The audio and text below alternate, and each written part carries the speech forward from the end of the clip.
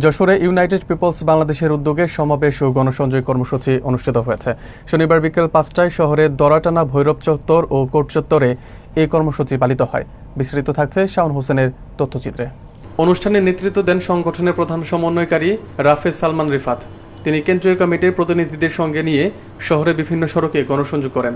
এর আগে এক সংক্ষিপ্ত সমাবেশে প্রধান অতিথির বক্তব্যে রাফেজ সালমান রিফাত বলেন, জুলাইয়ের আকাঙ্ক্ষা বাস্তবায়নের লক্ষ্যে সকল নাগরিককে ইউনাইটেড পিপলস বাংলাদেশের সাথে একতাবদ্ধ হয়ে বৈষম্যবিহীন ও সমৃদ্ধ বাংলাদেশ গঠনে ভূমিকা রাখার আহ্বান জানান।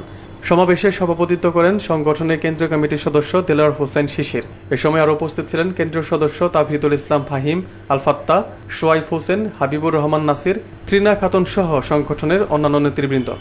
গণসংযোগ কর্মসূচির মাধ্যমে সাধারণ মানুষের মাঝে সংগঠনের বার্তা পৌঁছে দেওয়ার পাশাপাশি ভবিষ্যৎ রাজনৈতিক কর্মপন্থা নিয়েও দিক নির্দেশনা দেওয়া হয়। জুলাইয়ের শহীদ এবং আহত যারা হয়েছেন তাদের মর্যাদা নিশ্চিত করার জন্য জুলাইয়ের গণ অভ্যুত্থানের উপর যে ঘোষণাপত্র আমরা দাবি করেছি সেই ঘোষণাপত্র আদায় করার জন্য আমরা এখন পর্যন্ত জুলাইয়ের স্পিরিটকে আস্তে আস্তে আস্তে আস্তে ক্ষয়ে যেতে দেখছি। যে পরিবর্তনের আকাঙ্ক্ষা আমরা করেছিলাম সেই পরিবর্তন হতে দেখি নাই। আবারও চাঁদাবাজি, দুর্নীতি, দুর্বৃত্তায়নের রাজনীতিতে সয়লাভ হয়ে যাচ্ছে আমাদের রাজনৈতিক কালচার। এই রাজনৈতিক কালচারকে আমরা পরিবর্তন করতে চাই।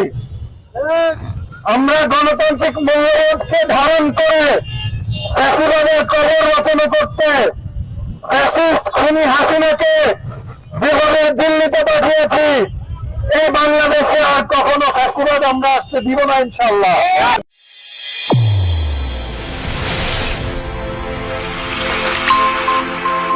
চ্যানেল A1 হৃদয়ের স্পন্দন।